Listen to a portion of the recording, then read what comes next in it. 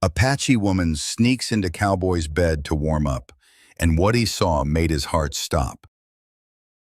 Before we dive into the story, don't forget to like the video and tell us in the comments where you're watching from. The wind had been rising all evening, scraping across the wide Wyoming flats and pushing through the cracks in Calder Boone's cabin walls. The place was old, built before the war, with gaps that no amount of mud chinking could ever quite seal. By now, he was used to the sound. It had been 3 winters since he bought the land and took to living mostly alone. Most nights he sat at the table, mended tack, smoked, or read by the lantern until his eyes burned. But tonight he had turned in early. The sky had been heavy with clouds at sundown, and he'd known the temperature would drop hard after dark. Calder lay stretched out on the cot against the far wall, one arm behind his head, the other hanging over the edge with his fingers near the rifle stock leaning within easy reach. His hat rested over his face, but his eyes weren't shut. They rarely were this early in the night. Sleep never came easy. The war had left him like that, too light a sleeper, too ready to wake at every sound. Years ago, in Tennessee, it had saved his life more than once. These days, it just kept him company in a cabin that was too quiet when the wind died. He was 39 years old, worn lean from long days and lean winters. The faint blue of his cavalry coat had faded near gray now, frayed at the cuffs where he'd patched them more than once. His boots were by the door, his revolver always hung on the peg beside it, never out of arm's reach. Life here was simple. Fix the fences, tend to the cattle, ride the line once a week, trade for supplies when he had to. He didn't expect trouble. He didn't expect company either, not this far from town. That's why the sound made him sit up fast. It was small at first, just a faint scuff of feet outside the door, but it wasn't the wind. He knew the difference between wind and weight. He held still, every muscle tensed, listening. The sound came again, the soft groan of the porch plank. Calder swung his legs over the side of the cot, hand closing around the rifle. He didn't raise it yet, just rested the barrel across his knees and waited. The latch didn't rattle. The door didn't slam open. Instead, there was a pause, long enough for him to hear the wind die down, and then the softest creak as the door gave way. Someone was inside. He was on his feet now, bare toes pressing into the cold floor. "Who's there?" No answer. He stepped forward just enough to reach the lantern on the table, striking a match with a sharp hiss. Light spilled into the room, throwing long shadows against the walls. That was when he heard the cot creak behind him. He turned sharply, rifle half raised, and saw the shape under the blanket. Someone, no, not someone, a woman, had slipped into his bed in the space of a heartbeat. She was curled tight on the far edge, her back to the wall, like a cornered animal. Calder's pulse jumped. "Get out of there," he said, voice low but hard. The woman flinched but didn't move. The light caught her face now, bronze-skinned, young, no more than 24 by his guess. Apache, by the long black hair falling wild around her shoulders, by the sharp cut of her cheekbones. She was barefoot. Her feet were raw and blistered, one ankle swollen.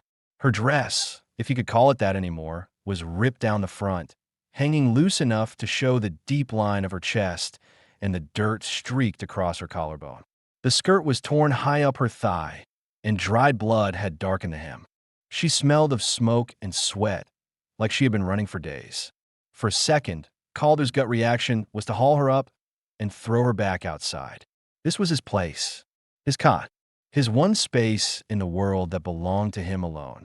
He couldn't have strangers walking in and climbing under his blanket like they owned it. But she didn't speak, didn't beg, didn't even try to hide herself. She just looked at him with wide, dark eyes, not pleading, not defiant, just waiting for what he'd do next. And that was what stopped him. If she had begged, he could have hardened himself and said no. If she had lied, he could have turned cold. But she didn't. She just waited, quiet and tense, shoulders bunched like she'd bolt if he so much as stepped too fast toward her. Calder cursed under his breath, lowering the rifle. He crossed to the chair by the wall and grabbed the extra wool blanket, tossed it toward her with a motion sharper than he meant it to be. "You stay there," he said gruffly. "Don't touch me." She caught it, slow, her fingers trembling, then pulled it around herself and curled tighter against the wall. Calder turned back to the table, blew out the match, and let the lantern burn low. He sat on the edge of the cot with his rifle across his knees for a long time, staring at the fireless stove, listening to the wind and to her breathing. It wasn't fear he felt now. It was something harder to name. She was trouble. That much he knew. No one showed up like this without a story that could bring more men to his door. He could tell her to leave at dawn, wash his hands of her, and go back to the quiet that had kept him alive this long. But the memory of her bare, cracked feet and the bruises on her arms wouldn't leave him alone. Whatever she was running from had already stripped her down to bone in desperation, and he couldn't quite bring himself to be the one to finish the job. When he finally lay back down, it was with the rifle still close to his hand and every sense tuned sharp, listening to every breath she took until the wind drowned them both out. Sleep didn't come easy, and for the first time in years, Calder Boone wasn't sure he wanted it to. Morning came gray and bitter, the kind of light that made everything look colder. Calder woke before the sun had fully cleared the horizon, as he always did. Habit. His eyes went first to the far edge of the cot. She was still there, a small shape under the blanket. Her dark hair spilled out in messy ropes across her face. For a moment, he thought maybe she'd slipped out in the night. But then she stirred, a faint sound leaving her throat as she tucked the blanket tighter.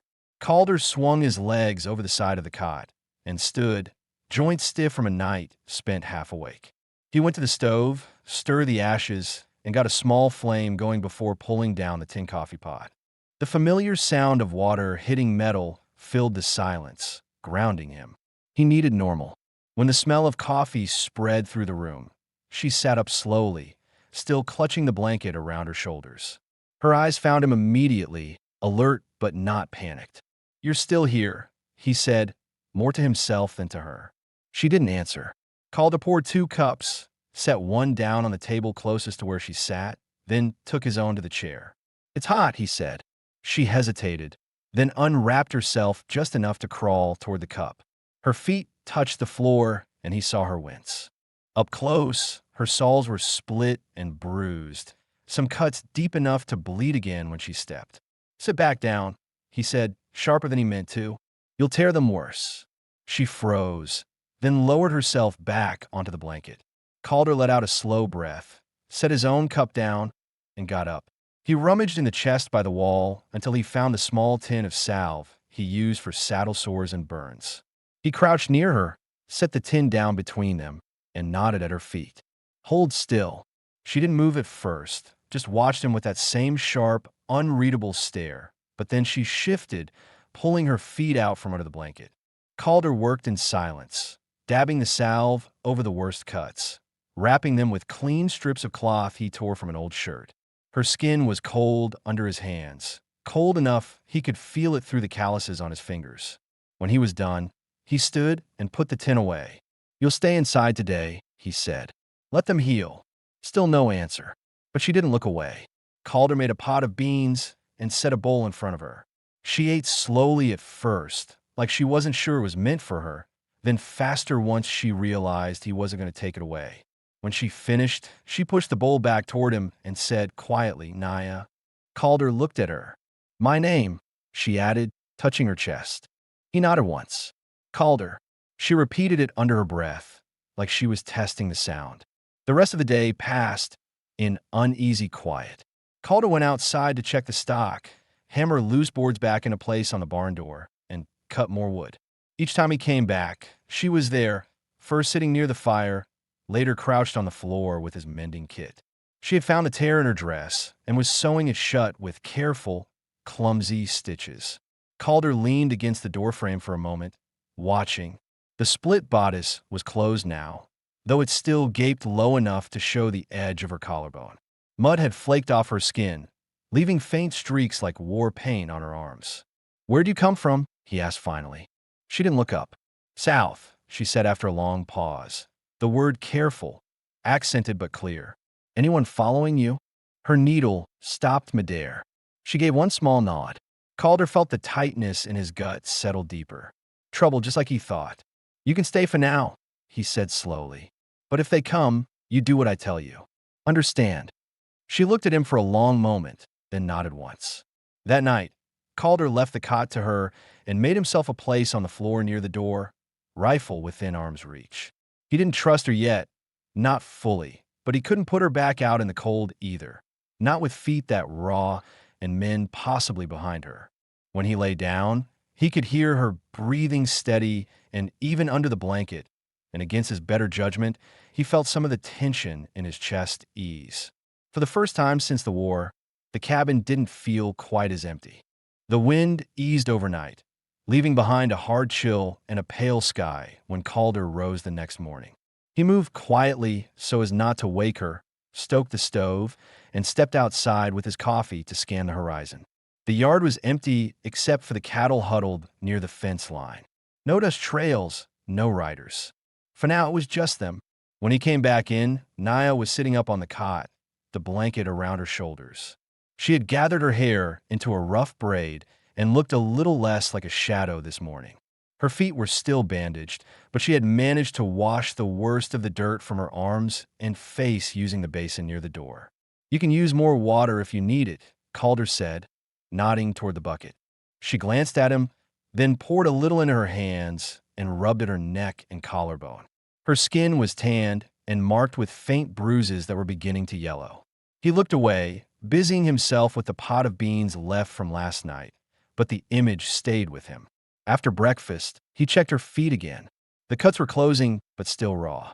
"You can walk short," he said. "Not far."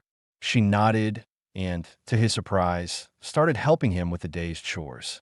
At first, she limped heavily, but she refused to sit down. She carried kindling to the stove, swept the floor with a short broom she found by the wall, and stacked the few clean dishes neatly by the basin. Calder watched her for a while, hammer still in his hand from fixing the loose hinge on the door. "You've done this before," he said finally. She looked at him. "Work? Keeping a place," he clarified. Her mouth tightened. "Family gone," she said simply, then turned back to what she was doing. That was all she offered, but it was more than she had given him before. Calder felt something shift in him at those words. Whatever she was running from hadn't just bruised her and left her barefoot. It had taken everyone she had. Later, when the sun was higher, she crouched by the fire sewing again. This time it wasn't her dress, but one of his shirts, patching a tear in the sleeve where barbed wire had caught a weeks back. Calder stood in the doorway watching her hands move. Her stitches were uneven but steady, and she frowned each time the needle stuck. He found himself asking, "You know how to use a needle and thread well enough?" She shrugged. "Mother teach me." "Not good," she admitted, holding up the crooked seam. "It'll hold," Calder said, surprising himself by almost smiling. The day went on like that, quiet, but not the strained quiet of before. She began to move around the cabin like she belonged there, even if she never went far from the fire. Toward evening, Calder saddled the horse to check the northern fence line. Naya stood in the doorway watching him. "You stay inside," he said. "Door barred till I come back." She frowned slightly, then nodded. When he returned an hour later, the lantern was lit and the door was bolted just like he told her. She unbarred it when she heard his voice and stepped back so he could enter. There was a small pot of beans warming on the stove. She had fed the fire without being asked. They ate together at the table, not speaking much, but each passing the salt and the bread without hesitation. It felt different. Afterward, Calder took out his rifle and began cleaning it on the table. Naya sat cross-legged on the floor watching him, her face calm. After a while, she asked, "Men come?" "Not today," Calder said. "But if they do, I'll know it." She nodded once, then was quiet for a long time. "Why do they want you?" Calder asked finally, his tone even. Her eyes flicked up to meet his. "Not want me," she said. "Want take back." "Tribe," he asked. She hesitated, then shook her head. "White men. Not my people." That explained the fear in her eyes the night she'd slipped under his blanket. Explained why she hadn't gone back south. "You stay here until your feet heal," Calder said firmly. "We'll figure the rest after." Something eased in her shoulders at that. She pulled the blanket around herself and sat closer to the stove, and for the first time since she'd arrived, Calder saw the faintest curve of a smile at the corner of her mouth. Later, when he banked the fire, she didn't climb into the cot right away but stayed near the warm coals, sewing until her eyes grew heavy. When she finally lay down, she didn't curl as far from him as before. Calder lay awake listening to the wind and the soft sound of her breathing. For a man who had spent the last few years with only cattle and silence for company, it was a strange thing to have another person filling the cabin. But it no longer felt like an intrusion. It felt like the beginning of something he wasn't ready to name. The next day dawned bright but biting cold, frost glazing the troughs and the low grass outside. Calder rose early, as always, and found Naya already awake, sitting on the edge of the cot with the blanket around her shoulders. She had been watching the fire burn down to embers, eyes distant. "You sleep?" Calder asked, pulling on his boots. She shrugged one shoulder, then looked up at him. "Enough," she said, voice low but steadier than before. He nodded and busied himself with coffee. As it boiled, he brought out his small supply of jerky and set some on the table with the last of the bread. She joined him without being asked, sitting opposite him this time instead of keeping her distance. The shift was small, but Calder noticed. After breakfast, he checked her feet again. The cuts were closing nicely, the swelling almost gone. "You'll walk better today," he said, rewrapping the cloth. She gave a faint smile. "Good," she said. They spent the morning working in silence. Calder split wood outside, while Naya gathered the smaller pieces into a neat pile by the stove. When he came back in, he found her wiping the table with a damp rag, then rearranging the few tools and supplies on the shelves. She wasn't just passing time now. She was ordering the space, making it hers in some small way. At midday, Calder saddled the horse and gestured to her. "Ride with me. Slow, just the south pasture." She hesitated, then nodded and followed him outside. He lifted her up onto the horse behind the saddle, careful of her feet, and they rode out under a pale blue sky. The wind was cold, but she sat straight, holding the back of his coat lightly. Calder used the ride to check the fence line, stopping once to tighten a loose wire. Naya stayed quiet, scanning the horizon like she had been trained to watch for movement. When they turned back toward the cabin, she asked, "No men?" "Not today," he said. She seemed to relax slightly, her hands loosening on his coat. Back at the cabin, she helped him unsaddle the horse, carrying the blanket to the fence rail and shaking the dust from it. Her movements were sure now, less guarded, and Calder found himself watching her longer than he should have. That evening, after supper, the cabin was warm from the fire and smelled faintly of beans and wood smoke. Calder sat at the table, cleaning his revolver, the task so familiar it let his mind wander. He thought of how she had sat the horse that afternoon, how she had looked around the yard like she was memorizing every inch of it. He had half expected her to bolt the first day she could walk, but she hadn't. She was still here. When he put the revolver away and turned, he found her sitting on the cot, knees drawn up, watching him. "You should be by the fire," he said, surprised. She shook her head slowly. "Not cold." Calder stood there for a long moment before crossing the room and sitting on the edge of the cot. The air between them felt charged, quiet but full. "You planning to stay?" he asked finally. Naya looked at the floor for a long time before meeting his eyes. "If can," she said simply. Calder let out a slow breath. Something in him eased at those words. "Then you stay," he said. The corner of her mouth lifted slightly, the closest thing to a smile he had seen on her face since she arrived. She shifted closer, still careful, as if waiting for him to tell her to stop. Calder didn't. When her head came to rest against his shoulder, he sat still, letting her stay there. The fire popped in the stove, and the wind outside rattled the shutters. But for once Calder didn't feel the old pull of tension in his chest. When she finally moved away to lie down, he didn't take the cot for himself, but stayed sitting there until she was asleep, listening to the soft sound of her breathing. Later, he banked the fire and lay down beside her, leaving a respectful space between them, but close enough to feel the warmth of another body. Sleep came easier that night, and for the first time since she had arrived, Calder didn't dream of war or empty rooms. The thaw came slowly that week, with days that were just warm enough to turn the ground soft and nights that still froze it solid again. The cabin smelled of damp earth and smoke, and Calder kept the fire going longer than usual to chase the chill away. Each morning, he found Naya already awake, sitting near the stove with the blanket around her shoulders, hair loose down her back. She had begun to move with purpose now, no longer waiting for him to tell her what needed doing. She swept the floor, aired out the bedding, and stacked kindling before he even put his boots on. One morning, while she was wringing out the rag she'd used to wipe the table, Calder caught himself just watching her. The curve of her back, the way her hair swung as she bent forward. He turned away quickly, pulling on his coat and stepping outside to clear his head. The yard was wet, mud clinging to his boots as he walked the fence line. Each post he checked reminded him that the world outside this cabin hadn't changed. There were still men out there who might be looking for her. And if they came, it would be his fight too.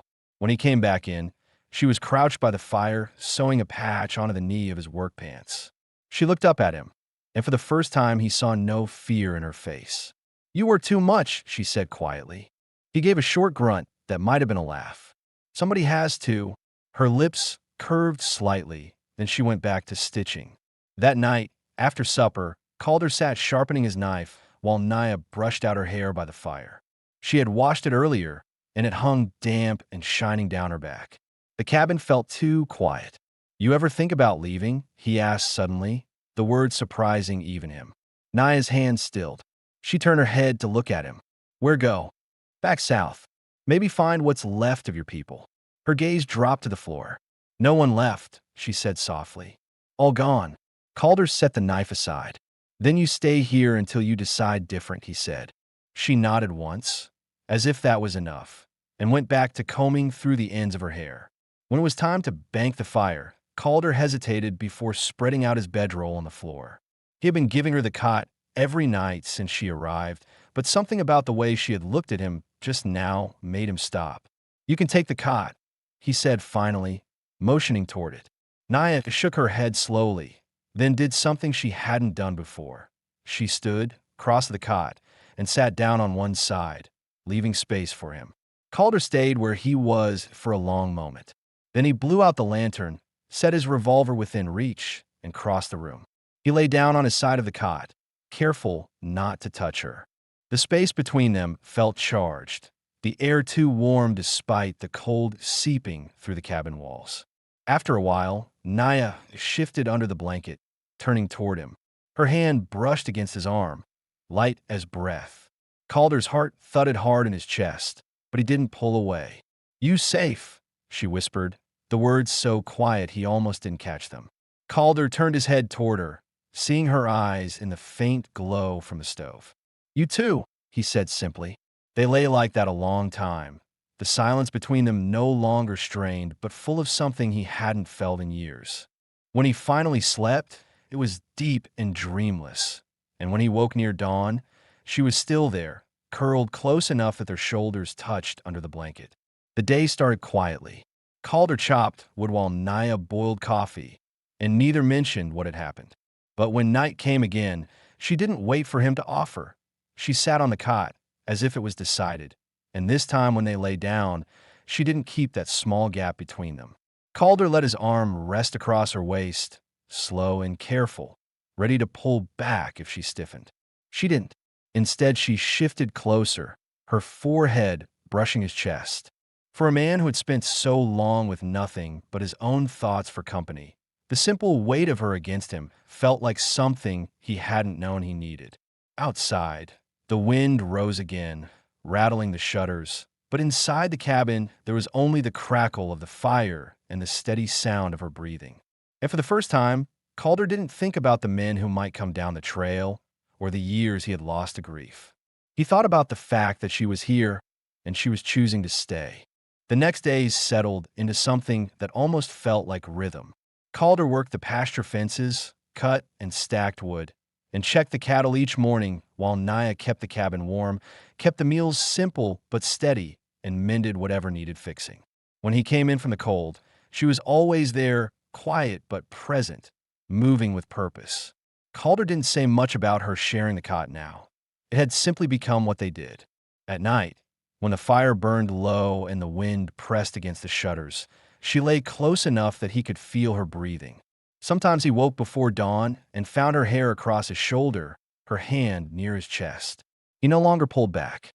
One evening, after a day spent hauling brush from the creek bed, Calder came in tired and sore, his shoulders stiff. Naya was sitting by the stove, brushing out her hair. The cabin smelled faintly of stew and pine smoke. "You eat," she said simply, nodding toward the bowl on the table.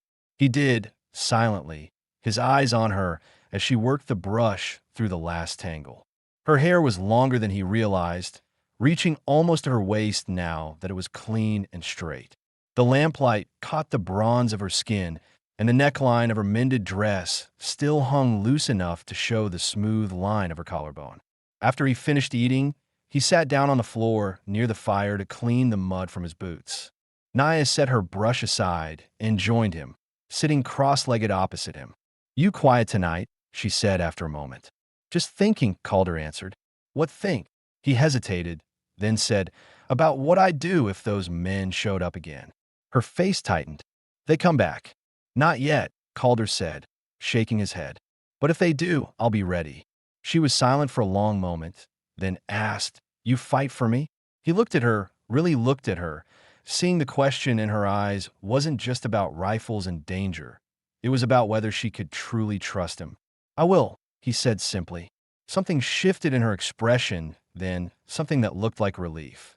She moved a little closer to the fire, the heat catching on her skin. "Why stay?" Calder asked quietly. "You could try for the town, or head west. No one would stop you now." She shook her head. "Town no safe," she said. "West no safe. Here safe." Her gaze held as steadily as she said it, as if making it clear that this was not just the safe place she had found. It was the safe place she had chosen. Calder let out a slow breath. He hadn't realized how much he'd wanted to hear her say that until just now. The fire popped loudly, and the room seemed suddenly too quiet. Naya shifted closer still, close enough that the edge of her knee brushed against his. Calder didn't move away. She reached out, then hesitated and touched the back of his hand lightly. Calder's fingers curled instinctively, and before he could think better of it, he turned his hand over and caught hers gently. Neither of them spoke for a long moment. The fire crackled, the wind moaned against the shutters, and Calder's heartbeat thudded hard in his ears. Then Naya leaned forward and kissed him. It wasn't hurried, wasn't shy either, just soft and sure, tasting of smoke and the stew they had just eaten. Calder froze for half a second before his hand came up to her cheek, rough palm warm against her skin. When she drew back, her breathing was quick, and her dark eyes searched his face like she was waiting for him to push her away. He didn't. Instead, he kissed her back, slower this time, careful and steady, until she relaxed under his touch. When they finally parted, Calder rested his forehead against hers and let out a breath he hadn't realized he was holding. "You should sleep," he said quietly, though his voice was rougher than usual.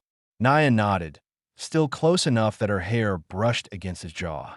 They banked the fire together and laid down on the cot, and this time Calder didn't just leave space between them.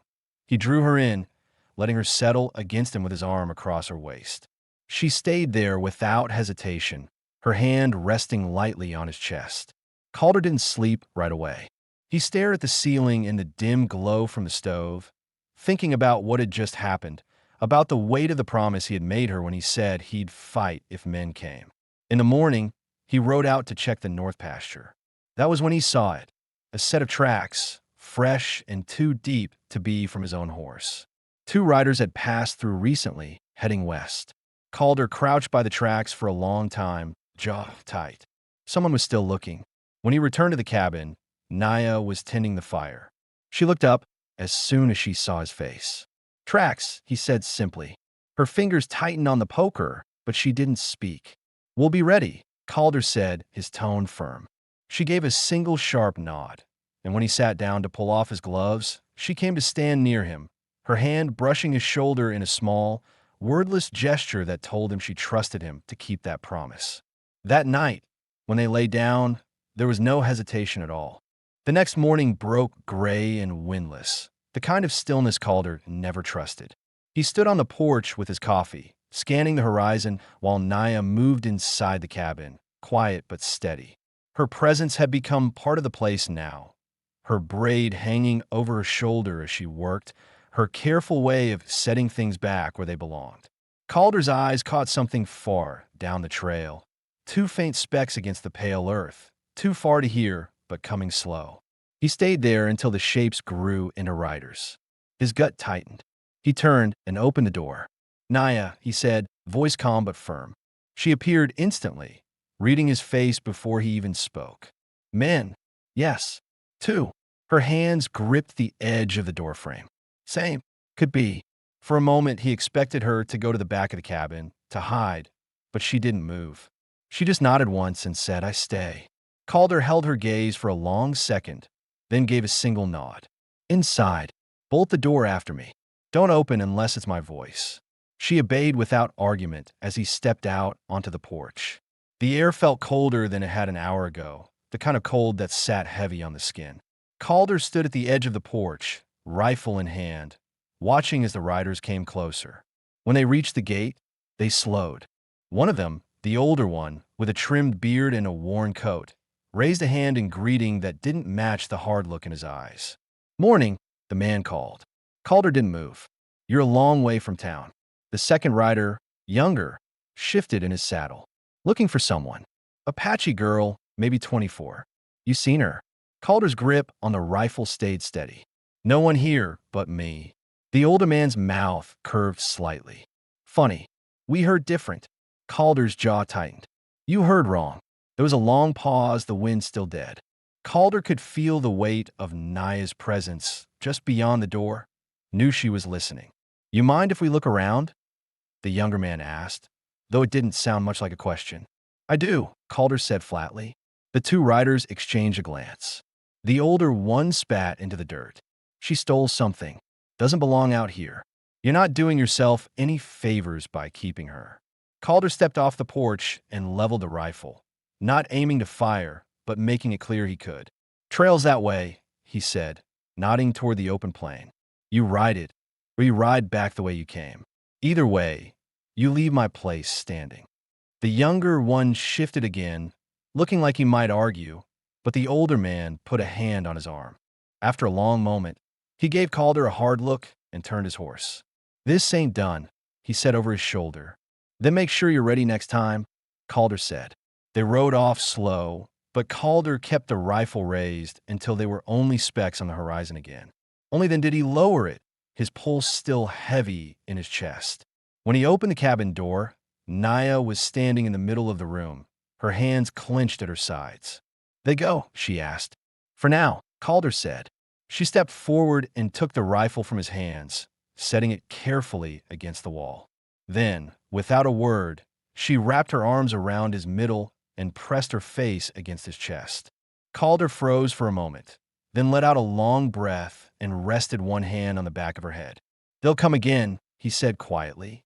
"I know," she whispered. He held her there until the tightness in both their shoulders eased. When she finally stepped back, her eyes were dry but hard, no longer the eyes of someone ready to run. "I fight too," she said simply. Calder studied her for a long moment, then nodded once. "All right," he said. The rest of the day passed in tense quiet. Calder cleaned the rifle and checked the other ammunition, setting some aside where it could be grabbed fast. Naya moved through the cabin with new purpose, sharpening the kitchen knife on the whetstone and tying her hair back out of her face like she meant to be ready. That night, when they lay down, she didn't just curl near him. She pressed close, seeking not just warmth but something steadier. Calder held her without hesitation this time, his hand tracing the length of her braid as if to promise he wasn't going to let her be taken. Sleep came slow, but when it did, it was the deep kind that comes after a decision has been made. In the morning, Calder saddled the horse early and showed Naya how to load the spare rifle. She listened carefully, her hand sure as she worked the lever. "They come back. You stay inside," Calder said. "But you keep this ready." She nodded, gripping the rifle. When she set it back down, she stepped close to him and kissed him, not like the hesitant kiss by the fire, but with quiet certainty, like she was sealing an unspoken pact. Calder rested his forehead against hers and let himself breathe her in, the smell of smoke and soap and the faint trace of stew still on her hands. When she pulled back, She said only one word, stay. I will, he said. And for the first time, he realized he wanted to fight if it meant keeping her there. The wind picked up the next afternoon, carrying a low hiss through the cottonwoods along the creek. Calder was in the yard stacking wood when he saw them again. Two riders on the same trail, this time coming faster. He went inside, his voice calm but clipped. They're back. Naya was already standing by the table, the rifle leaning against her chair. Her braid was tight, her face set. She didn't ask what to do. She just nodded, took the rifle, and moved to the corner of the cabin where she could see the door but stay out of sight. Calder stepped back outside and waited. He didn't call to them this time. He let them ride close enough that the dust from their horses settled in the yard. The older man reined up first, face harder than before. We told you we'd be back, he said. Calder leveled his rifle across his arm. And I told you to ride on. The younger man shifted in his saddle, his hand near the butt of his pistol. She's coming with us. You can stand aside, or you can stand in the way. Calder's voice was steady. She stays here. The moment stretched tight, the wind carrying the horses breathing, the creak of saddle leather. Then the older man swung down from his horse, boots crunching in the dirt. Calder's thumb eased the hammer back on the rifle with a click that cut through the yard like a blade. Don't, he warned. The man froze, his eyes narrowing. You'd shoot a man over her? Calder's jaw tightened. Try me. For a long moment, no one moved. Then the younger rider swore under his breath and tugged his horse around. Let's go, he muttered. The older man stared at Calder another second, then spat in the dirt and swung back into the saddle. You just bought yourself trouble, Boone, he said. Calder didn't answer. He held his aim until they were halfway down the trail, then lowered the rifle and let out the breath he'd been holding. When he stepped back inside, Naya was still standing there, rifle ready. Her hands were steady, but her eyes were wide. They gone? She asked. For now, Calder said. She crossed the room quickly and set the rifle down, then stopped in front of him. For a long moment, neither of them spoke. Then she reached up, cupped his face with both hands, and kissed him hard. Calder let the rifle drop against the wall and wrapped his arms around her, pulling her close. The kiss was urgent this time, full of everything they hadn't said in the last weeks. Fear, relief, the sharp edge of knowing they might not have gotten another chance. When they broke apart, she didn't step back. She stayed close, breathing fast, her hands still on his chest. They come back? She asked. They might, Calder said honestly. Her chin lifted slightly. Then we stay ready. Calder nodded. We will. That night, the cabin felt warmer than it ever had, though the fire was no bigger than usual. Naya didn't just share the cot. She climbed into it before Calder had even taken off his boots, holding the blanket open in a wordless invitation. He joined her, lying on his side facing her. For a long moment, they just looked at each other in the dim light, the crackle of the fire the only sound. Then Calder reached out, tracing his rough fingers along her cheek, down the line of her arm, slow and careful. When she didn't pull away, he kissed her again, slower this time, and she kissed him back with quiet certainty.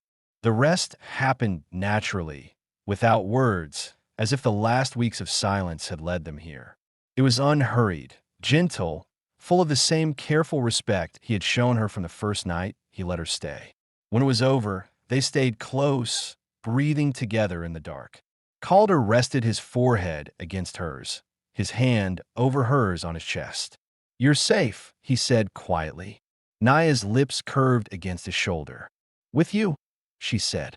Calder closed his eyes and let the words settle in him like something he hadn't known he needed.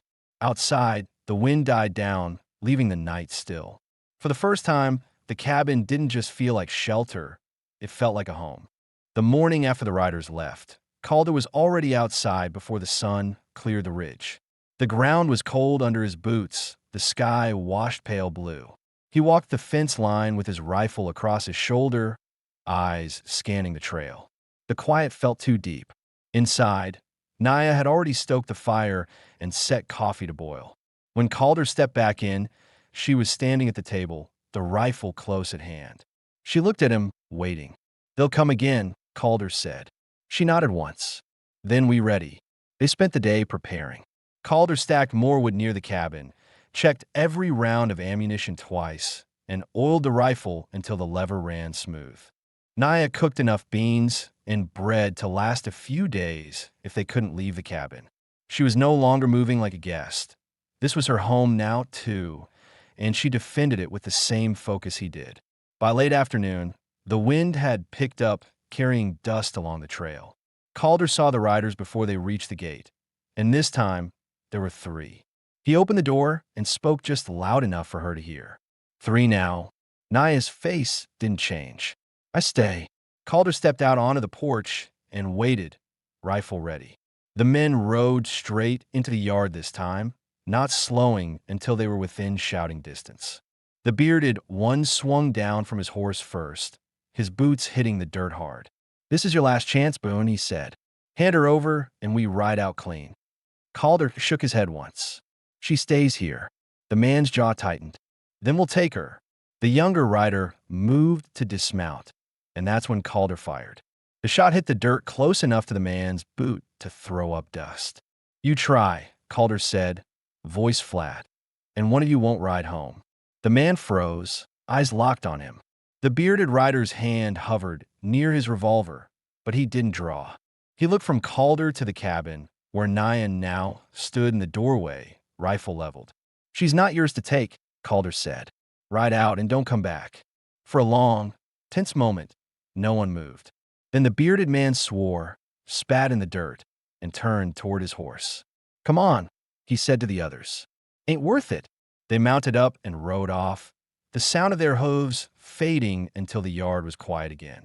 Calder stayed where he was until they were out of sight, then lowered the rifle. His shoulders loosened for the first time in days. Naya stepped out onto the porch, rifle still in her hands. Her breathing was fast, but her hands were steady. "They go?" she asked. "They go," Calder said. "For good, I think." She lowered the rifle slowly, then set it against the wall. When she turned to him, her face broke into the first real smile he had seen from her, small but sure. "They not take me," she said. "No," Calder said, stepping closer. "Nobody will." He reached out and brushed a strand of hair from her face. She leaned into his touch, then wrapped her arms around him. Calder held her there, the quiet around them no longer tense but calm, the kind that meant the danger had passed. That night, they sat on the porch together, watching the sun set over the open land. The sky turned gold, then red, then deep purple as the stars began to show. Calder's arm rested around her shoulders, her head against his chest. "This your home now," he said quietly. Naya nodded, her hand finding his. "Yes," she said. "Home." Inside, the cabin was warm, the fire crackling steady. When they went in, she lit the lantern and moved easily around the room, her movements sure, like someone who belonged there. They shared the cot again, but tonight there was no hesitation, no space left between them. The world outside had been kept at bay, and for the first time since that night she had slipped under his blanket, Calder let himself breathe without expecting the next knock at the door. He kissed her slow before they slept, and she kissed him back, her hand resting over his heart. When morning came, the air was calm, the sky clear. Calder stood outside with his coffee, watching the first light touch the horizon. Behind him, Naya stepped out barefoot, blanket around her shoulders, and came to stand beside him. They didn't speak. They didn't need to. The land stretched wide and open before them, and for the first time, it felt like it was theirs.